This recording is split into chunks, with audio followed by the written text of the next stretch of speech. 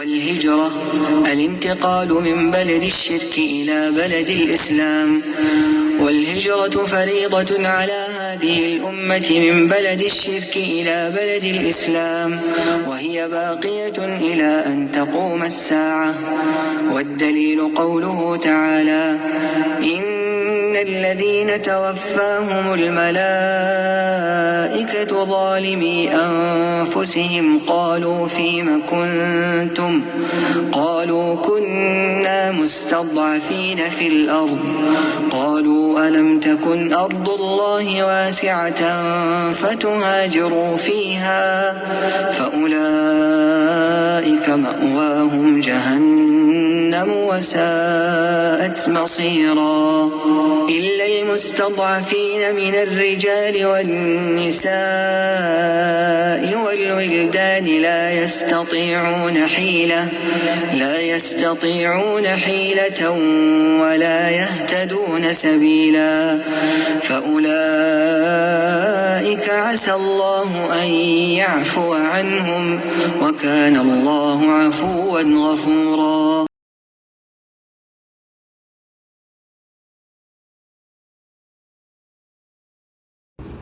Assalamu alaikum wa rahmatullahi wa barakatuh. Welcome to another video. So this video is going to be about the cost of living, general cost of living in the United Arab Emirates. Of course, on the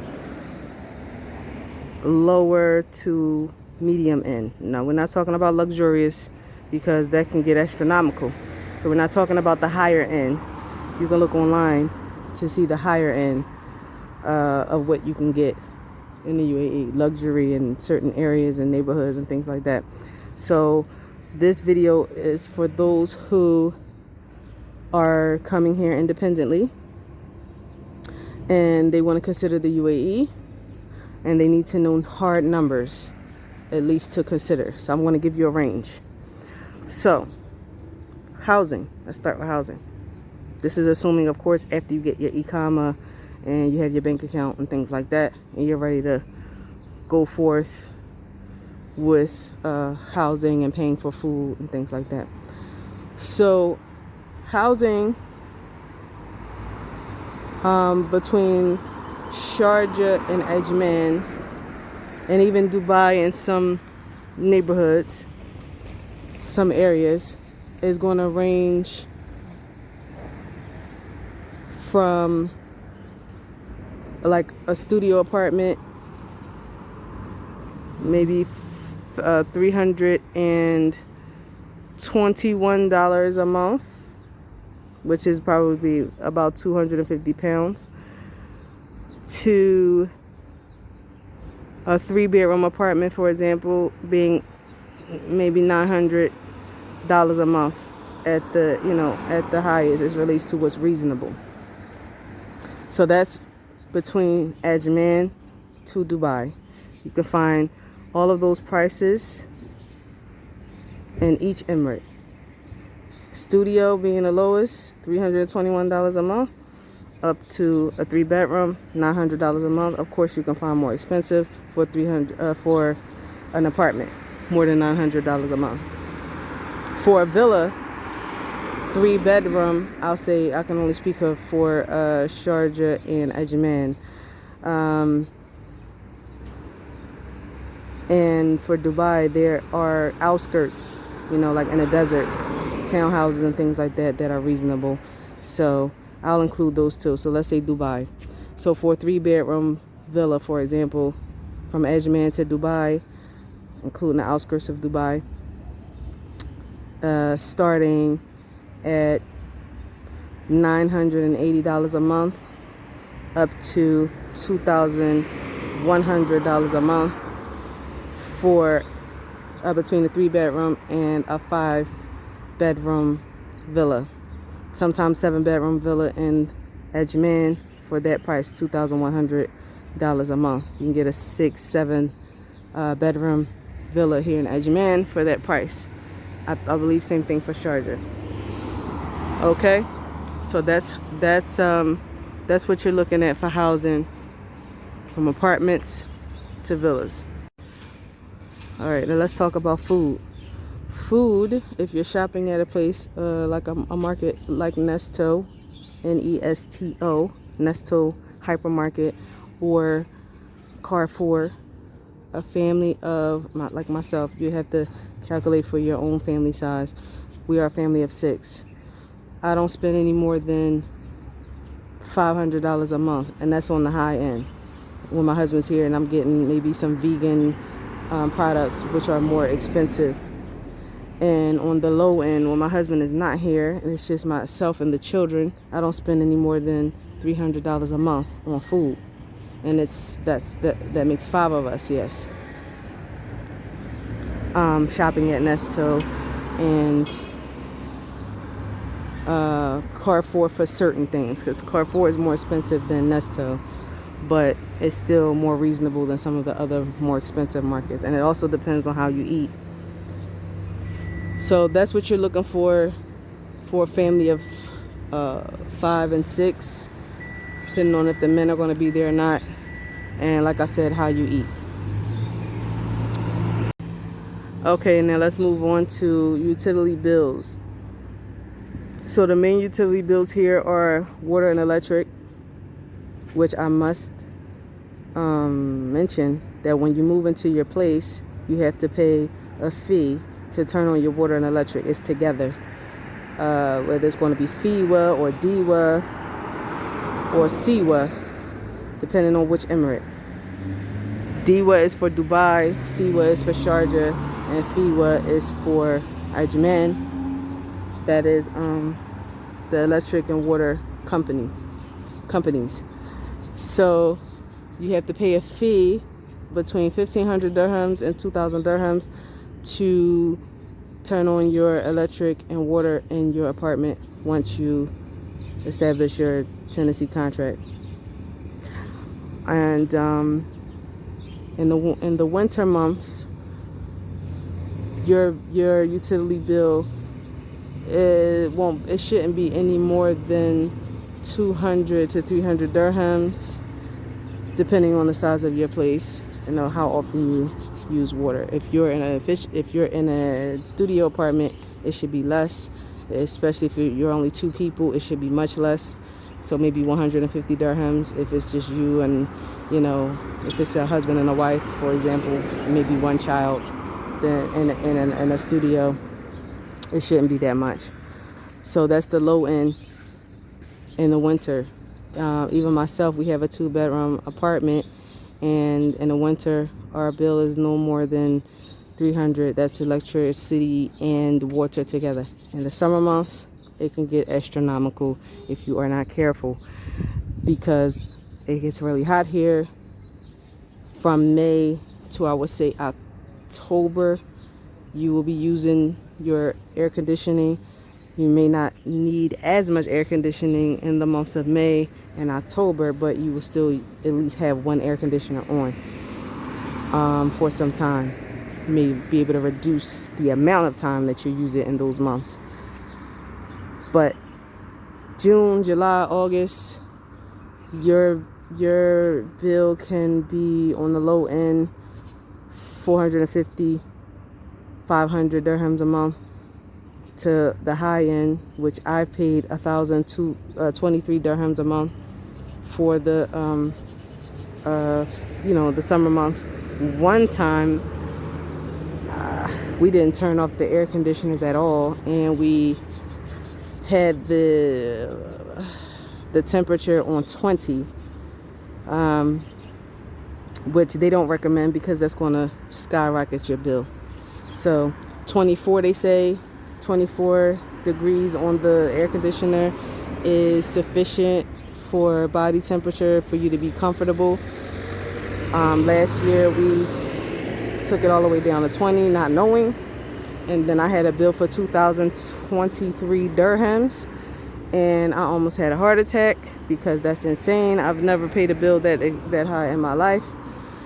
So even in the United States, and the electricity bill in the summer can get pretty high. $400 is expensive in the United States. 200, 300, that's a lot for an electric bill. So that was about $600, and I was like, I cannot believe that's more than my rent.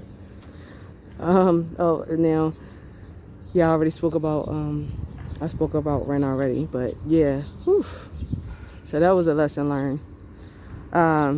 So yeah, that's pretty much your electricity and water together.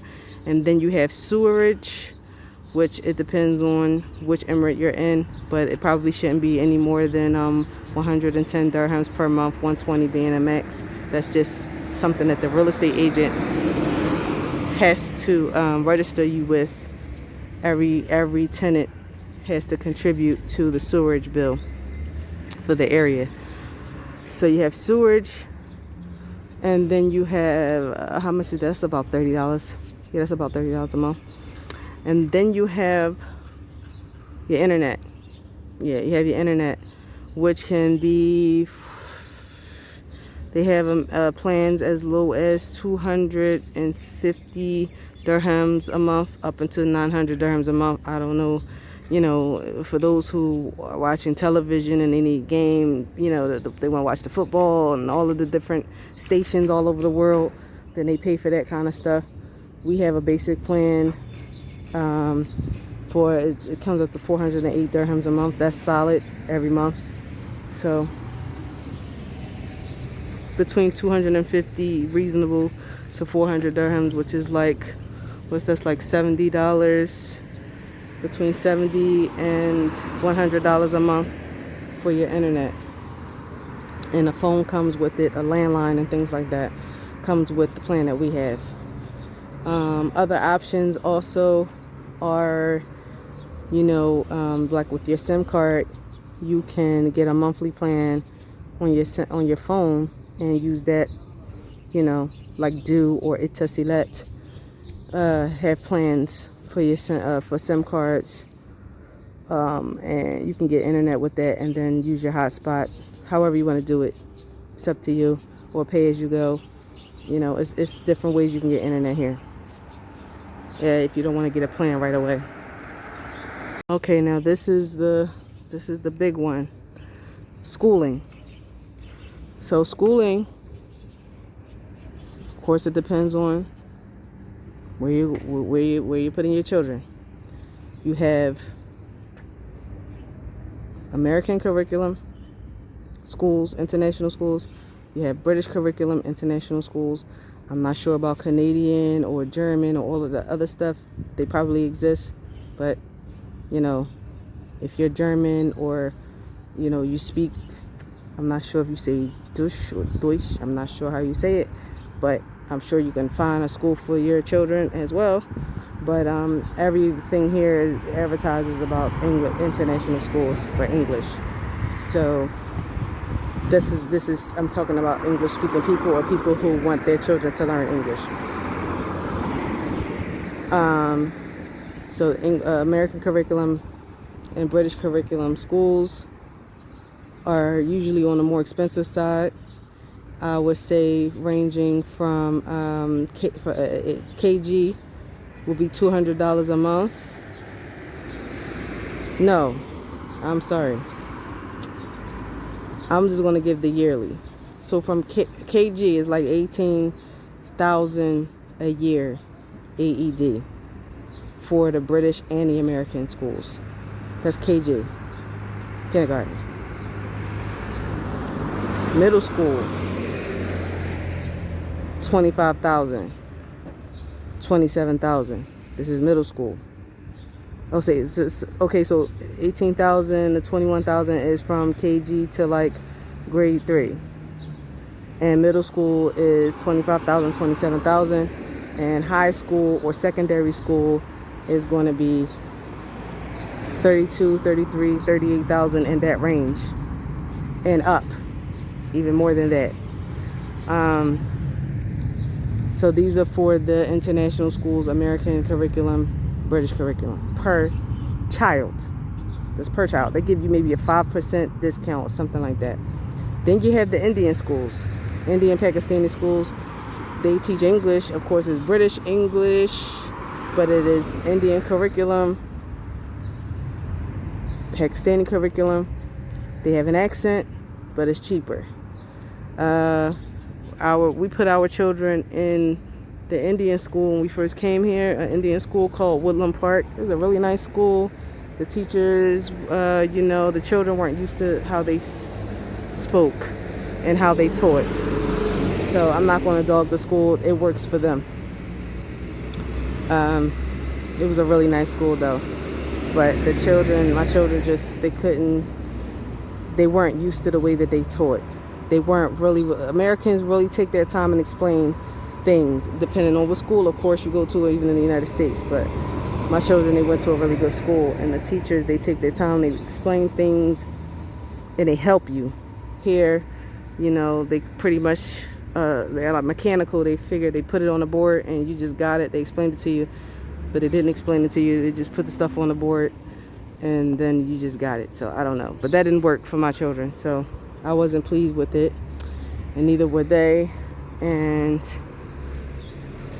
the Indian and Pakistani schools are on the lower end. When you get to the pricing, you should be looking to pay maybe $200 a month per child, and that's middle school, like from grades 3 to grade 8, and then expect to pay about $350 for secondary school. In those schools, $350 per month per child. And then you have the Arabic private schools. So the Arabic private schools are also on the lower end. Now I'm going to expound and explain the Arabic private schools.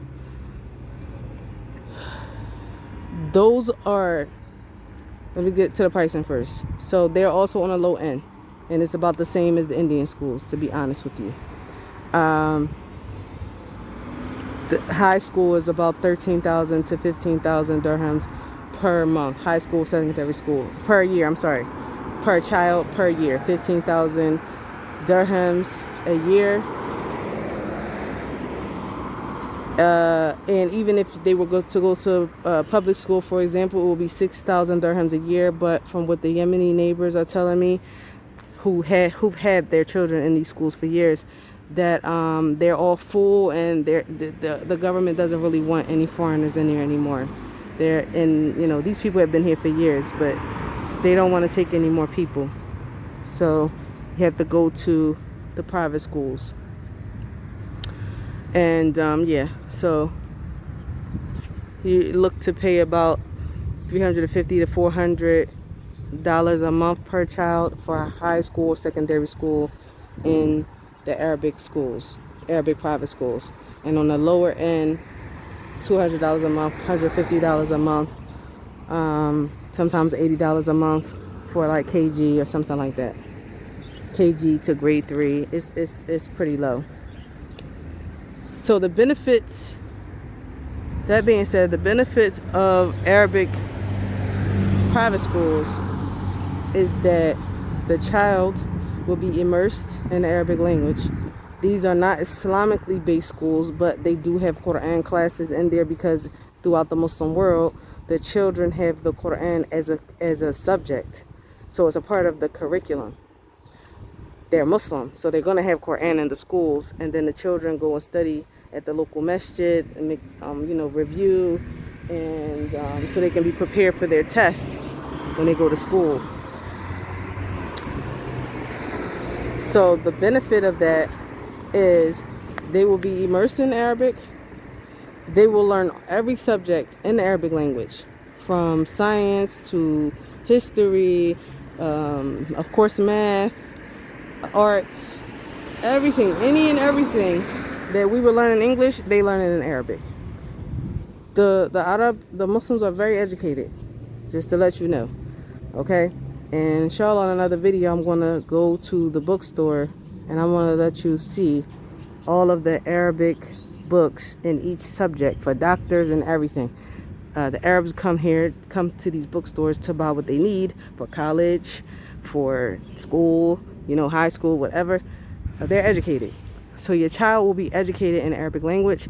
And if you went that route, then you would have them stay up on their English at home, which most of you are English speakers. So you will continue they will continue to learn English at home because they're speaking it at home. Just have them read English books to keep up on their literacy.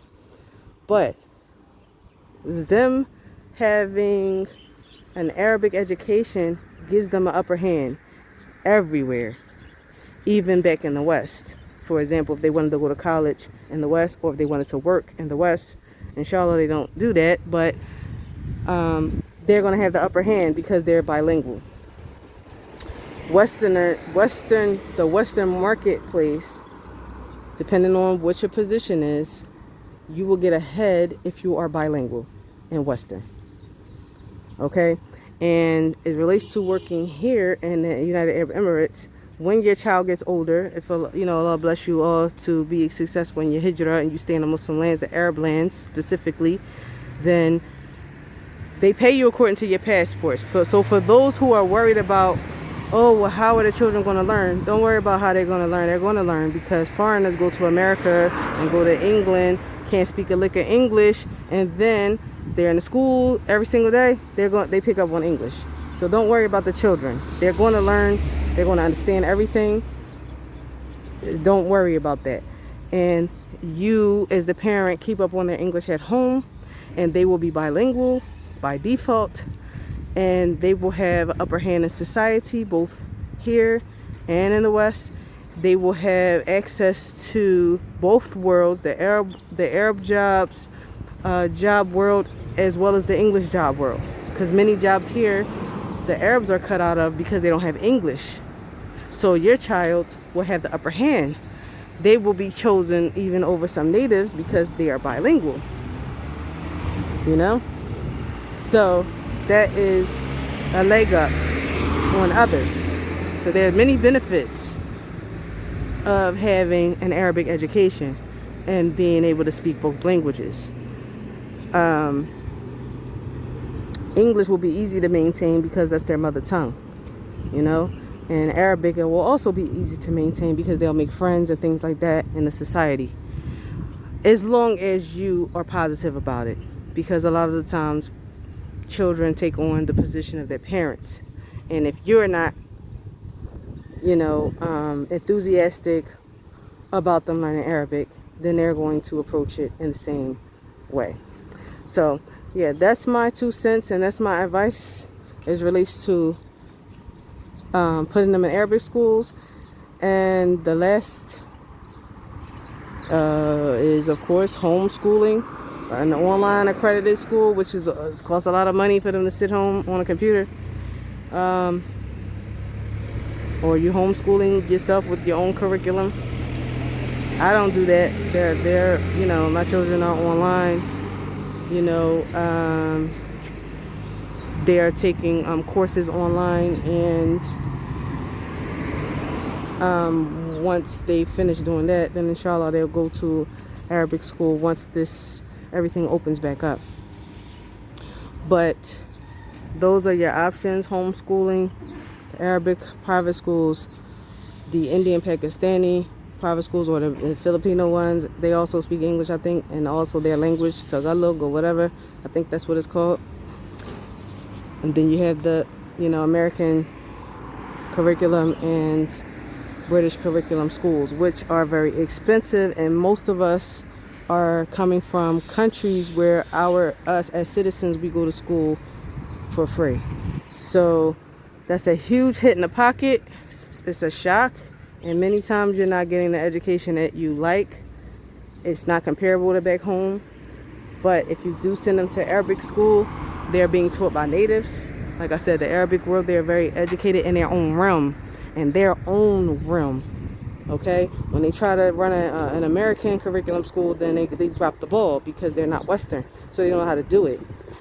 But in their own realm, they're very serious about education. And your child will have what they need subject-wise. And you're just basically substituting the language, like translation. Your child will learn the same things except for the history part of it in English. Science is science, math is math, but they'll have the vocabulary in Arabic for it, and once they see it in English, they'll recognize it because they learned the subject. I'll give you an example. When my son came to the United States. He didn't speak English. That's a long story, but just hear me out. I have a son who came to live with me at 15 after being raised overseas. He didn't speak any English at all. He had to go to an ESL program in the public schools of Philadelphia. And he was in a classroom, of course, with other foreigners who also had to take the ESL courses. And they knew the math. The Russians, they knew the math. They were able to do it because they knew it in their own language. My son was able to recognize the science and the history because he was already studying that in Egypt. So it was familiar to him. The subjects were familiar to him, even though the language was different. So you don't have to worry about that. He didn't know a lick of English, but he has now the upper hand of being bilingual. You know, so your child will have the same. So that's just, you know, it's just some examples. The children, they come to the United States, they learn English, they understand the work after they get past the barrier of just not understanding at first. But your brain memorizes things, language, and it decodes things, language after you hear it every day. So you don't have to worry about that. And as far as them being behind, or you thinking that they're not going to make it, or how are they going to survive, I just told you that you have to maintain their English at home on the weekends and throughout the week. Have them read an English book per day, or on the weekends, or however, whatever, and or listen to something in English. And then after that, you know, they'll maintain their literacy. You know, it's done all the time. So that's what I have on the subject, and I hope I did it justice. If you have any questions, please feel free to ask. If I left anything out, somebody should add it at the, you know, in the comment section. Please don't forget to like, share, and subscribe. And I ask Allah to grant you all success in your hijrah and give you well planning and consideration of your move. Okay, I'll see you in the next video. Ma salama.